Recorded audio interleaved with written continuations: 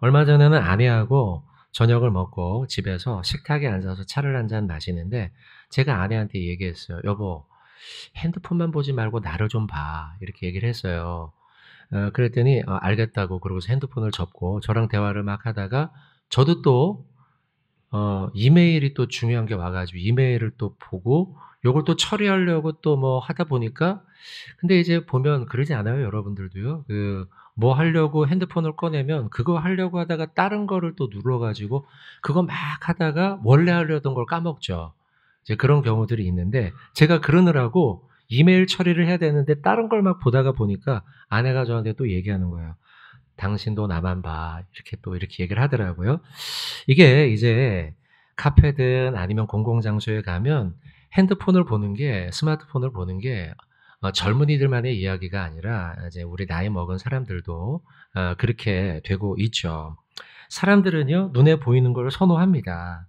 보는 감각은 다른 감각보다 조금 더 지배적이에요.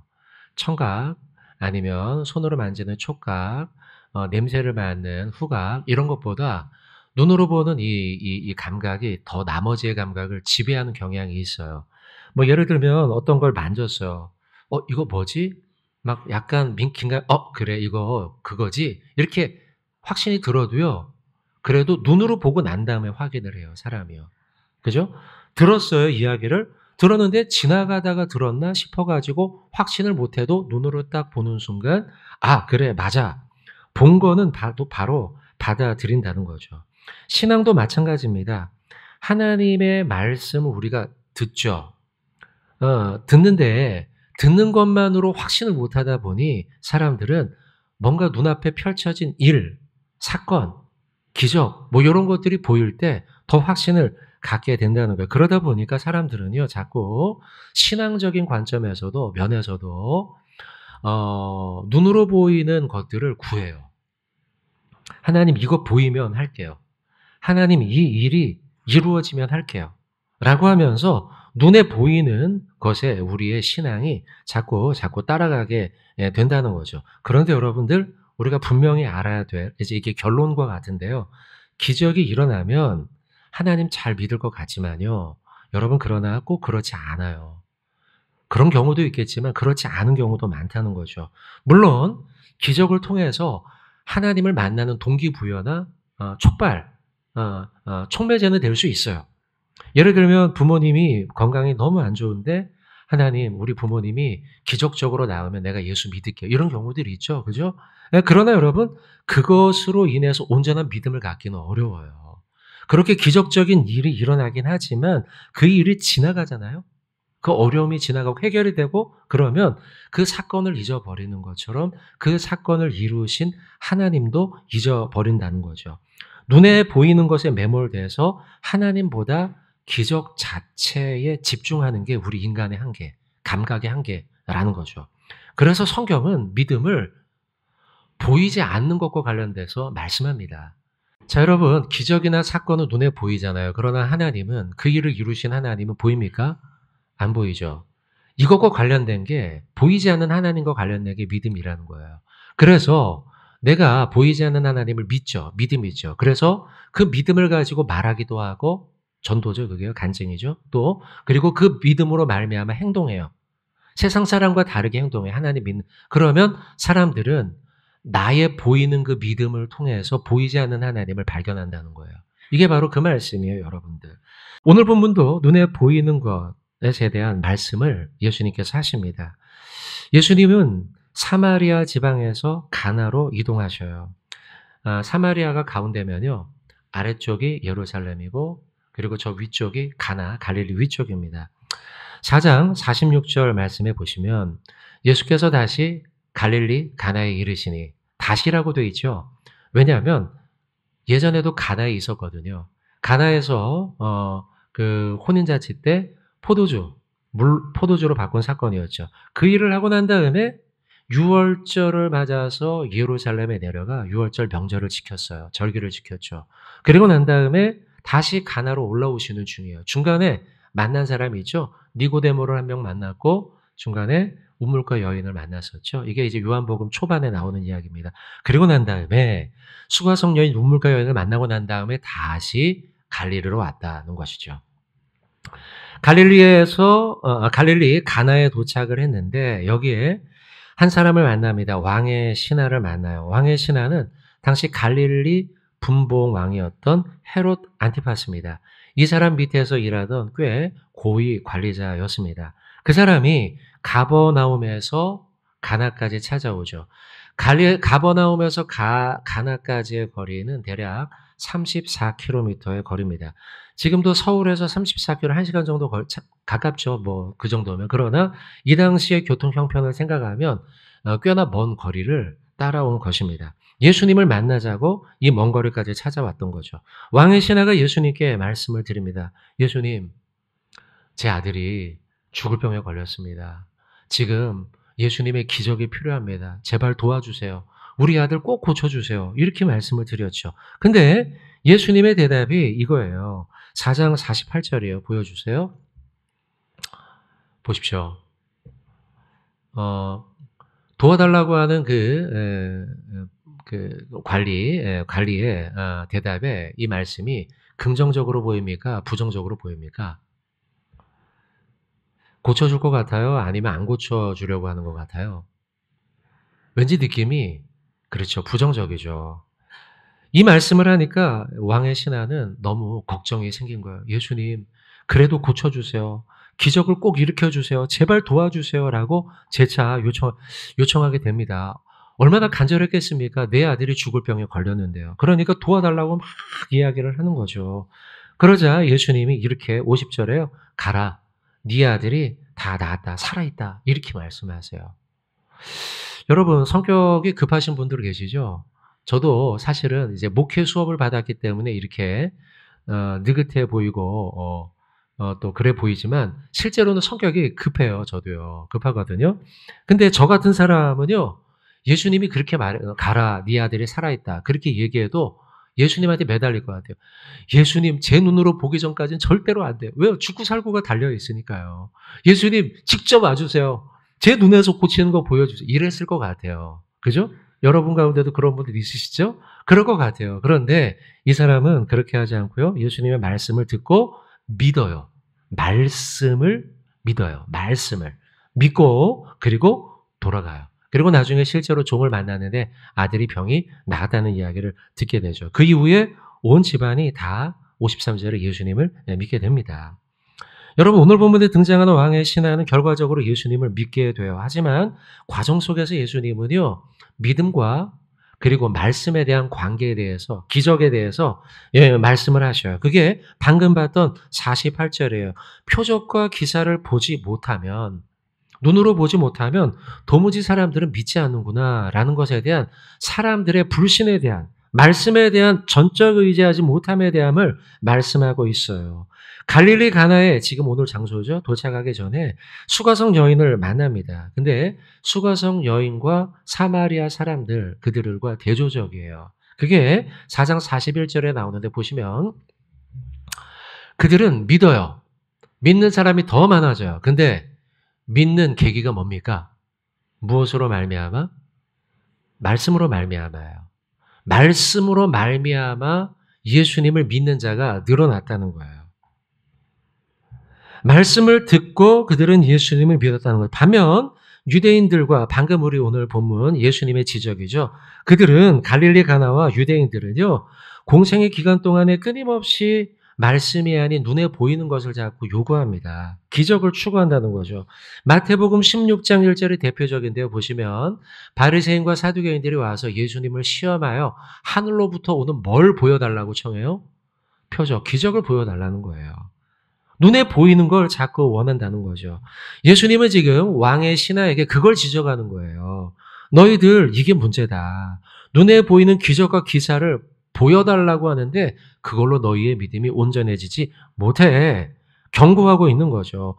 보는 것에 대한 경계의 말씀은 앞선 45절에도 또 나와요. 자, 끝에 보세요. 이 모든 걸 보았기 때문이다라는 거예요. 그러니까 가나 사람들이 환영했거든요. 예수님을요. 환영한 이유도 똑같아요. 눈에 보이니까요. 안 보였으면 환대 안 했을까? 왔나? 말았나? 생각도 안 했을 텐데 그들이 막 영접하고 환영해요. 그 이유는 뭐냐면 예루살렘에서 있었던 일을 봤기 때문이다라는 거죠. 가나의 사람뿐만이 아니고 또 갈릴리 사람 유대인들은요. 그리고 우리 모든 사람들은요. 다 눈에 보이는 거에 추구하며 따라간다는 거예요. 그러나 믿음은 눈으로 보이는 것으로 온전해지지 못해요. 우리의 믿음이 온전해지는 것은 눈에 보이는 기적과 기사가 아니라 말씀을 들음으로예요. 그래서 사도 바울 역시도 로마서 10장 17절에 자, 요거 한번 같이 읽겠습니다. 시작. 그러므로 믿음이 들음에서 나는데 그 들음은 뭐냐? 그리스도의 말씀이라는 거. 결국은 믿음은 말씀으로 말미암는다는 거. 참된 믿음은 기적을 눈으로 보는 그것은 아주 한시죠. 그게 아니라 말씀의 기초함에 대해서 분명하게 말씀하고 있는 거죠. 자, 여러분 그렇다면 기적주의 신앙의 문제점은 뭘까 보죠. 기적주의 신앙은요. 우리의 눈이 기적에 한정되어 버린다는 거예요. 그래서 기적을 일으킨 하나님을 보지 못하도록 왜곡시킨다는 거죠. 기적은요. 기적에 불과한 거예요. 결코 기적 자체가 목표와 목적이 아니에요. 기적은 그저 하나님을 보여주는 도구라는 거죠. 여러분 두 단어를 구분할 필요가 있어요. 기적과 표적. 이 두 단어를 우리가 구분해야 돼요. 구분이 좀 되십니까? 어감이 있습니까? 기적은 헬라어로 두나미스인데요. 하나님의 능력을 통한 초자연적 현상이에요. 그냥 현상. 반면 현상은 똑같아요. 표적은 세메이온인데 이 말은 현상은 똑같지만 현상이 보여주는 표시하는 바가 있다는 거죠. 표적. 개혁주의 신학에서 하나님께서 행하신 기적들은 궁극적으로 하나님의 뜻, 계획, 메시지 이거 보여주는 표적이라는 거예요. 그러니까 어떤 현상이 아니라 그 현상이 가지고 있는 하나님의 뜻을 보여주는 게 표적이에요. 표시예요. 표시. 그래서 하나님의 영광을 드러내는 도구가 기적이요 표적이라는 거죠. 그러니까 기적과 표적은 똑같이 초이성적, 초현상적 일이 벌어지는 건 같아요. 그러나 우리 성도들은 초이상적 이 사건이 벌어졌을 때 우리는 그걸 표적으로 볼 줄 아는 눈이 있어야 돼요. 아, 이런 일이 벌어졌으면 하나님이 뭘 하려고 이걸 하셨을까? 하나님의 메시지는 뭔가? 하나님의 뜻은 무엇인가? 이걸 봐야 된다는 거죠. 여러분, 기적을 추구하는 근원적인 이유가 뭘까요? 여러분들. 왜 우리가 기적을 추구하고 달라고 할까요? 보여달라고 할까요? 그건 나의 필요를 채우기 위함이에요. 그게 근원적인 이유죠. 그냥 기적이 막 일어나는 거 눈에 보고 신기해. 이게 아니잖아요. 우리가 기적을 달라고 하는 것은 근원적으로 내 필요를 채우기 위함이에요. 하나님, 병을 고쳐주세요. 하나님, 뭘 하게 해주세요. 이 특별한 뭔가를 강구하는 것은 결국은 나의 필요를 채우기 위함이라는 거죠. 그래서 결국 기적주의 신앙이라는 것은 내 필요를 채우는 것에서 출발하는 거예요. 그러나 여러분, 참된 믿음은 거꾸로죠. 내 뜻이 하나님 뜻에 맞춰지는 거예요. 그게 참된 믿음이죠. 내 필요를 채우기 위해 하나님을 믿는 게 아니라 그건 초보의 신앙이죠. 진짜 믿음과 높은 깊은 신앙의 믿음은 내 뜻이 하나님의 뜻에 맞춰지도록 하는 것이 깊어진 신앙인 거죠. 깊어진 신앙. 그래 여러분 알아야 돼. 대전제는 뭐냐? 내 뜻보다 하나님의 뜻이 더 훌륭하고 완벽하다는 거. 이게 이제 대전제죠. 그러면 걱정할 필요가 없어요. 내 뜻이 이루어지는 것보다 하나님 뜻이 이루어지는 게 나한테 훨씬 이득이니까요. 여러분 이거 믿으십니까? 네, 이거 믿어야죠. 그러니까 우리가 이걸 믿을 때 우리의 신앙이 더 깊어질 수 있어요. 내 계획과 막 엄청나게 디테일한 계획을 세웠다 하더라도 그 계획보다 하나님의 계획이 더 크고 넓고 더 분명하고 좋다라는 것에 대한 믿음. 그래서 여러분 마태복음 6장 33절로 34절입니다. 같이 한번 읽겠습니다. 그런즉 너희는 먼저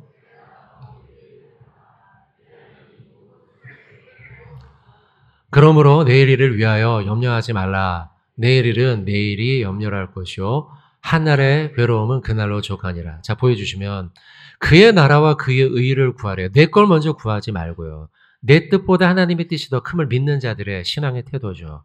그럴 때 내 뜻이 아닌 하나님의 나라, 하나님의 의를 구하는 기도, 막연해 보이지만요. 여러분 그렇게 기도하는 거예요. 나의 자녀들, 나의 뭐 문제들 있죠. 뭐 직장의 문제들, 뭐 건강 이런 문제들을 놓고 우리가 기도하는데 그 기도를 할 때 하나님 이 문제에 있어서 하나님의 뜻이 이루어지길 원합니다. 이렇게 기도하라는 거예요. 기도의 훈련을 그렇게 하는 것이죠. 근데요. 그렇게 할 때 내가 생각했던 것보다 더 크고 아름다운 결과가 나올 수 있어요. 그리고 실제 여러분 우리가 이런 생각을 할 필요가 있죠. 여러분 기적이 이루어졌어요. 실제로 여러분의 삶에요. 하나님의 뜻과 상관없이. 내가 너무 구하니까. 그럴 수 있죠. 그런데 그 기적이 이루어졌다고 여러분 평안합니까? 막 행복하고 마음이 너무 너그러워지고 좋아집니까? 아니요. 기적이 이루어졌을 때 잠깐 동안은 그렇죠. 그러나 또 다른 문제가 늘 오잖아요. 우리에게요. 그래서 34절에 말씀하는 거예요. 염려하지 말라.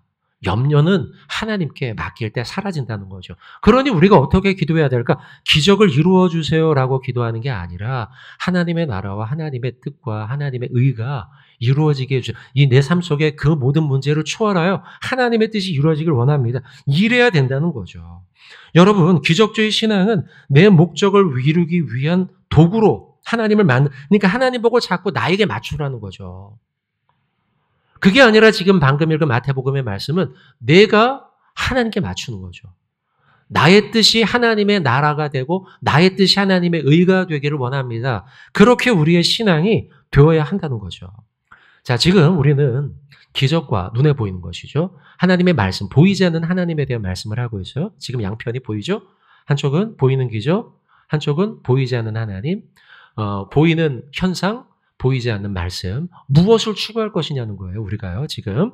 자, 여러분, 우리 예배당을 보십시오. 예배당에 보면 뭐가 없습니까? 그렇죠. 십자가가 없죠. 우리 대한예수교 장로회 합동 측이 이제 교단의 법으로, 규칙으로 그렇게 정한 거예요. 물론, 십자가가 있어도 되기는 해요. 근데 왜 없앴을까요? 규칙과 법이라는 게 원리를 알면 중요한 건, 원리를 아는 게 중요한 건데요. 왜 교단에서 그렇게 규칙을 세웠을까라고 하면 사람들이 자꾸 십자가를 보면서 십자가에 매몰되는 거예요. 십자가 모양을 보다가 십자가 자체만을 바라보면서 하나님을 십자가로 대체하는 거죠. 이게 이제 우상의 형상이라는 거예요. 여러분이 이걸 잘 이해할지 모르겠는데 이거 말씀을 들으면 이해가 돼요. 출애굽기 32장 4절입니다. 이거 읽고 좀 더 부연해서 말씀드리겠습니다. 같이 읽겠습니다. 아론이 그들의 손에서 금고리를 받아 송아지 형상을 만드니 그들이 말하되 이스라엘아 이는 너희를 애굽 땅에서 인도하여 낸 너희의 신이로다 하는지라. 아멘. 자, 지금 우상을 만든 사람이 누굽니까? 아론이죠. 아론이 여호와 하나님 안 믿었습니까? 믿었습니까? 믿었죠. 근데 왜 이거 만들어요? 이게 문제예요. 형상을 만드는 순간 그게 우상으로 변질돼요. 눈에 보이기 시작하면 보이는 것을 사람은 따라가더라는 거죠. 아론이 하나님을 안 믿었을 리가 없어요. 근데 이제 모세가 지금 그 시내산에 올라가고 지도자가 없잖아요. 사람들이 막 흔들리니까 그러니까 뭔가 보이는 걸 만들어야겠던 거죠. 그래서 만들었는데 만든 게 하필 이 이집트 애굽에서 섬겼던 송아지 형상이 만들어진 거예요. 그러니까 사람들은 지금까지 하나님이 우리를 인도했다라고 생각했는데 눈에 보이는 형상을 보니까 뭐가 떠올라요? 애굽에서의 우상이 떠오르는 거죠. 지금까지 실컷 하나님 인도했는데 그들은 지금 형상을 보면서 형상에 대한 우상을 생각하는 거예요. 눈에 보이는 것에 사람들은 매몰된다는 거예요. 그래서 그 너머에 계신 하나님을 잊어버리고 눈에 보이는 것을 따르는 거죠. 오늘 본문에서 예수님 역시도 기적주의, 눈에 보이는 것에 대한 경고를 하십니다. 왕의 신하에게 말씀하시죠.